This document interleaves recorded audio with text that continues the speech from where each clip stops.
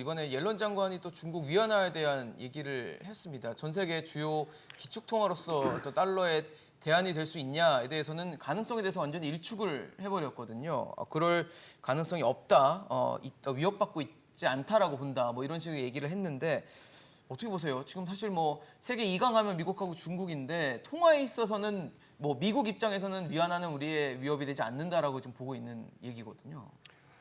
그 옐런 장관이 뭐 그 부분에 있어서는 뭐 자신감 있게 얘기해도 크게 틀린 얘기 같지는 않습니다. 그러니까 중국이 물론 이제 최근에 경제가 급성장하면서 또 뭐 1대1로라고 해서 이제 그렇죠. 인프라 깔아주는 사업 등등 하면서 위안화를 막 뿌리고 있긴 해요. 그렇지만은 기본적으로 기축통화로서의 역할을 할 수 있으려면은 여러 가지 이제 조건들이 충족이 돼야 되는데 중국은 이제 거기에서 충족이 안 되는 게 아주 여러 가지 크리티컬한 것들이 있거든요. 그러니까 예를 들면 뭐 이 자본 유출에 대해서 상당히 보수적으로 네. 이거를 관리를 하고 있기 때문에 달러 같은 경우에는 유출입에 있어서 사실은 국제적으로 흐름이 자연스럽게 수요 공급에 돌아가죠. 따라서 돌아가는데 위안화는 좀 그렇지 못하거든요.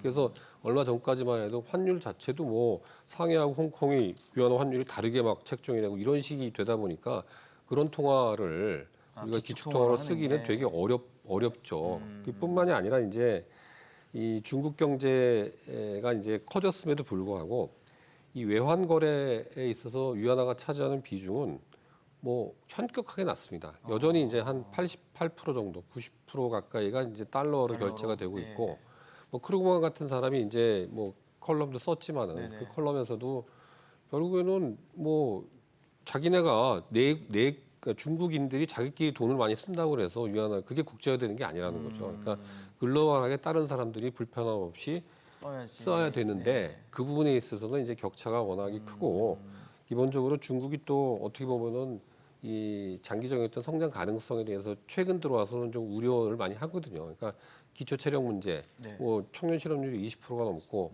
성장률 전망치도 그렇게 밝지가 않고 맞아요. 이런 것들이 이제 전체적으로 위안화 약세를 유발시키면서 위안화에 대한 신뢰도 이런 거를 좀 떨어뜨린 측면이 지금 있는 거죠. 그래서 옐런이 저렇게 얘기하는 거가 전혀 근거 없는 자신감은 아닌 거로 지금 평가가 됩니다. 일종의 뭐 허세는 아니라는 말씀이시겠네요. 네, 그렇죠? 뭐 현실적인 얘기죠, 아주. 현실적인 네. 얘기다.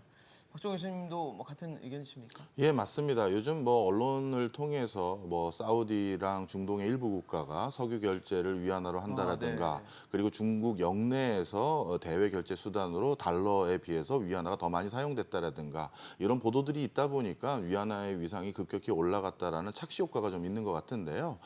국제적인 결제 화폐들 중에서 위안화가 차지하고 있는 비중은 3% 내외 수준밖에 안 됩니다. 미미하군요. 예, 그러다 보니까 중국 내부에서 일시적으로 달러에 비해서 더 위안화 결제가 올라간 것도 러시아가 경제 제재를 받다 보니까 네네네. 대체로 위안화를 사용해서 그렇게 된 일시적인 효과가 좀 있고요. 예. 중동 지역 같은 경우도 특수성이 좀 있습니다.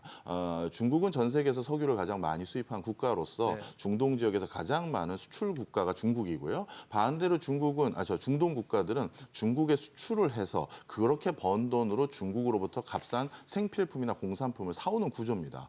그렇다면 사실 중간에 제3의 화폐인 달러를 사용하는 것보다는 위안화로 결제하는 게 뭐 거래 비용이라든가 수수료 등등 이런 것들도 절감할 수 있는 효율성도 있습니다. 그런 차원에서 부분적으로 좀 활성화가 되고 있는 것이지 아직 자넷 옐런 장관 말씀처럼 위안화가 아직까지 달러의 위상을 위협할 수준은 결코 아니라고 보는 게 맞는 것 같습니다.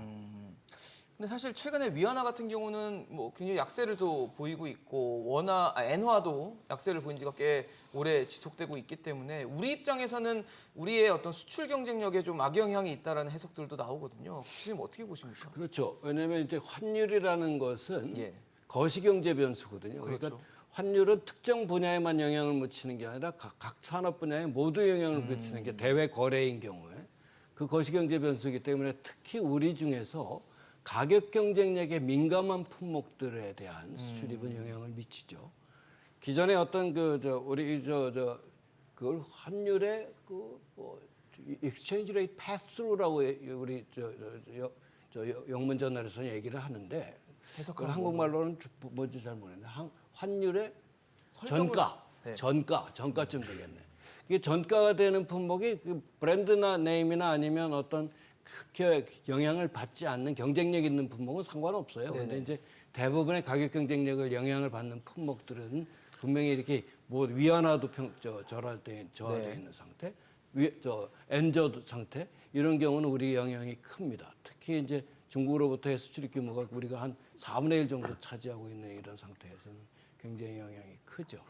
그런 측면에서 보면 아까 이제 조금 전에 그냥 지나가고 있던 그 위안화의 국제적 위상 문제인데요. 실제로 환율 통화라는 것을 볼 때 가치 저장 수단으로서 우리가 매주 측정을 하는 게 뭐냐면 각국 중앙은행들이 보유하고 있는 외환 보유 수준이거든요. 그때는 달러가 한 60% 차지를 해요, 아직도.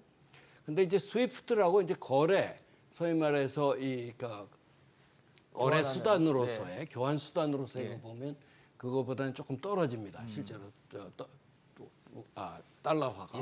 그 아직도 60% 이상 수준의 달러의 위상이 있기 때문에 아까 몇 가지 이제 예외적인 경우를 제외하면 달러의 위상은 흔들리지 않는 그런 상황이다.